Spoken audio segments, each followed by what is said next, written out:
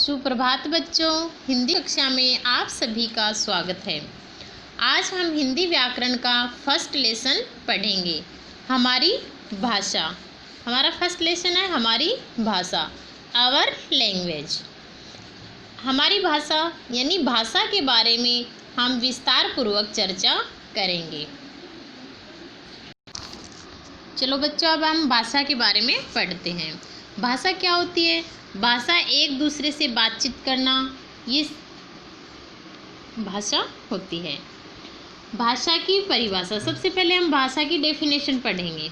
जैसे कि अपनी बात दूसरों तक पहुंचाने तथा दूसरों की बात समझने के लिए जिस माध्यम का प्रयोग करते हैं उसे भाषा कहते हैं।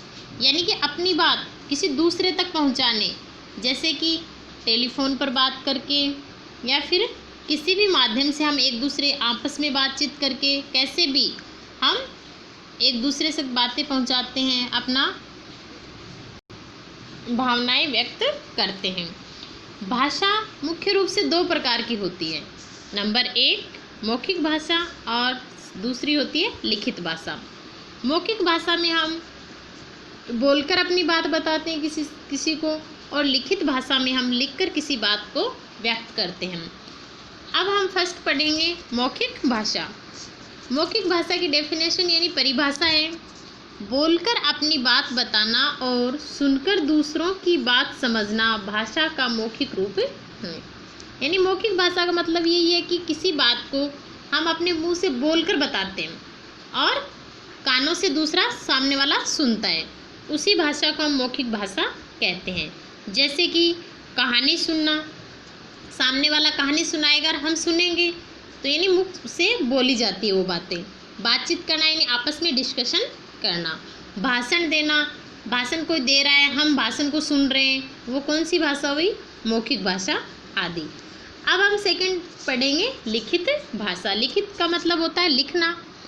तो लिखित भाषा की डेफिनेशन है लिखकर अपनी बात बताना और पढ़कर दूसरों की बात समझना भाषा का लिखित रूप है।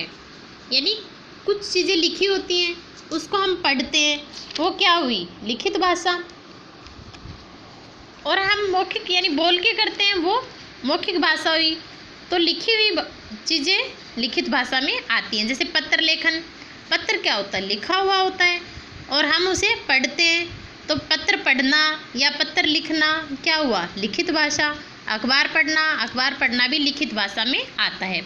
यानी अखबार क्या होता है? लिखा हुआ होता है। लिखे हुए को जब हम पढ़ते हैं वो लिखित भाषा में आता है। पुस्तक पढ़ना, पुस्तक भी हमारी लिखी हुई होती है और हम उसे पढ़ते हैं, तो पुस्तक पढ़ना भी क्या हुआ? लिखित भाषा। अब हम देखते हैं पशु पक्षियों की भाषा।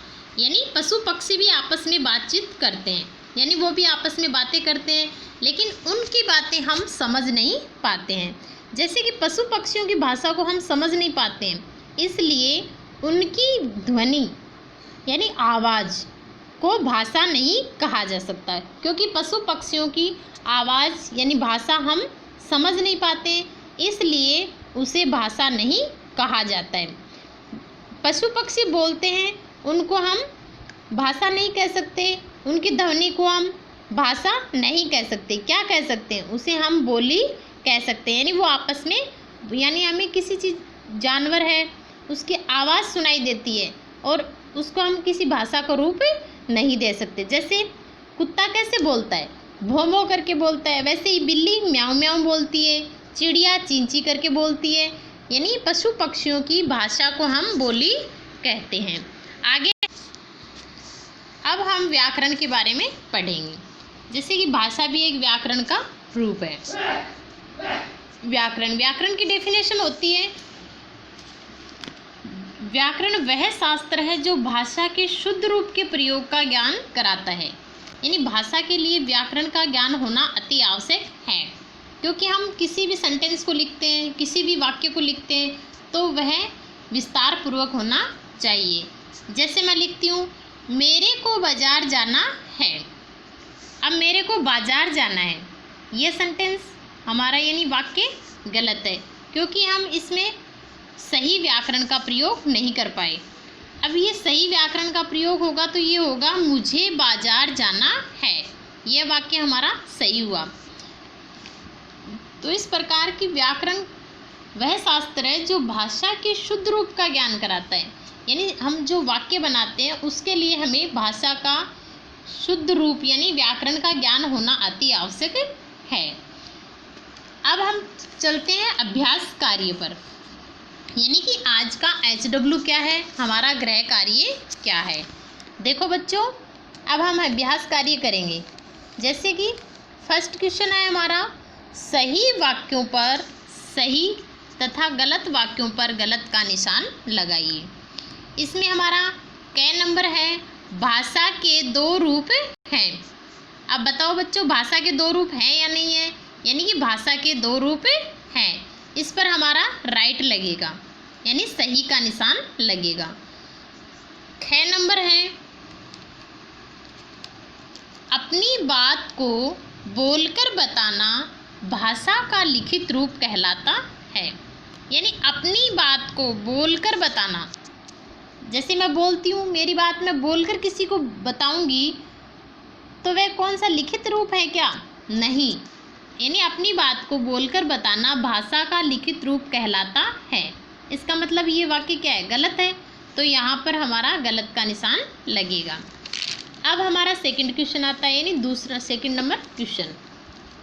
उसमें है, कोष्टक में दिए गए शब्दों की सहायता से वाक्य पूरे कीजिए। इसमें ऑप्शन दिए गए हैं, व्याकरण, लिखित, बोली, भाषा। यानी इसमें 4 ऑप्शन दिए हुए हैं। कोष्टक में 4 ऑप्शन दिए हुए हैं। अब क नंबर वाला है, लिखना और पढ़ना खालिस्तान भाषा है।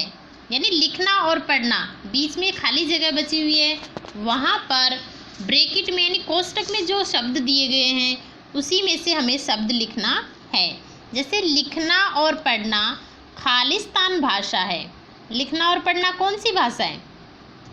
लिखित भाषा, तो इसमें आएगा लिखित भाषा। सेकंड नंबर है हमारा, पशु पक्षी की आवाज़ को खालिस्तान कहते हैं।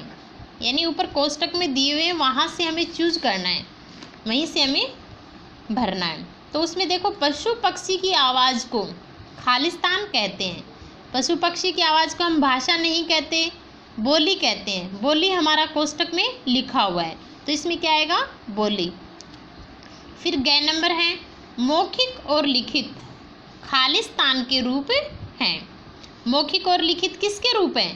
पीछे हमने पढ़ा है, मौखिक और लिखित किसके रूप हैं? भाषा के। किसके रूप हैं? भाषा के। यानी भाषा के 2 रूप होते हैं, नंबर 1 मौखिक भाषा और नंबर 2 लिखित भाषा। तो ग में आएगा भाषा। अब हमारा है घ नंबर। घ में है, भाषा के शुद्ध रूप का ज्ञान खालिस्तान से होता है। भाषा के शुद्ध रूप का ज्ञान किससे होता है? अभी अभी हमने पढ़ा था, भाषा के शुद्ध रूप का ज्ञान हमें व्याकरण से होता है। तो इसमें क्या आएगा? व्याकरण। फिर हमारा थर्ड नंबर क्वेश्चन है, मौखिक व लिखित भाषा के 2 उदाहरण लिखिए। हमें मौखिक और लिखित भाषा के 2 उदाहरण लिखने हैं, जो कि हम पीछे पढ़ चुके हैं। यानी मौखिक भाषा के उदाहरण कौन से हैं और लिखित भाषा के कौन से हैं। मौखिक भाषा के उदाहरण हैं जैसे कहानी सुनना, बातचीत करना, भाषण देना इत्यादि, फ़ोन पर बातें करना आदि आदि। ख नंबर यानी लिखित भाषा में आएगा पत्र लेखन, यानी पत्र लिखना, अखबार पढ़ना, पुस्तक पढ़ना आदि। तो ये सभी आपको लिखने हैं। अभ्यास कार्य आपको अपनी नोटबुक में करना है और बाकी आपको पढ़ना है और समझना है और इसे याद भी करना है और अभ्यास कार्य अपनी नोटबुक में लिखना है। थैंक यू बच्चों।